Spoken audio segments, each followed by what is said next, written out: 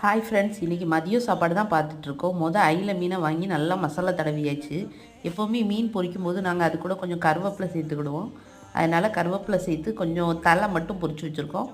மற்றது இப்போ தான் அந்த வாலடி அந்த துண்டெல்லாம் இப்போ தான் பொரிச்சுக்கிட்டு இருக்கோம். நீ எல்லாத்தையும் பொரித்து எடுத்து வைக்கணும். ஆனால் நல்லா முருவலாக இருக்குது பாருங்கள். அந்த மசாலாலாம் எவ்வளோ அழகாக அதில் இறங்கியிருக்கு. நீங்களும் இந்த மாதிரி ட்ரை பண்ணி பாருங்கள். இது என்னென்னா அகத்திக்கீரை. நாங்கள் மீன் கடையில் போய் அகத்திக்கீரை வாங்கிட்டு வந்தோம். இது சுகர் ப்ரெஷருக்கெலாம் ரொம்ப நல்லது.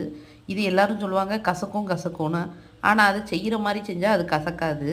அப்புறம் பார்த்திங்கன்னா பீட்ரூட் வாங்கியிருந்தோம். அந்த பீட்ரூட்டை தான் கூட்டு வச்சுருக்கோம். பார்க்கும்போதே எவ்வளோ அழகாக இருக்குது பார்த்திங்களா? சாப்பிடணும் போல் இருக்குது.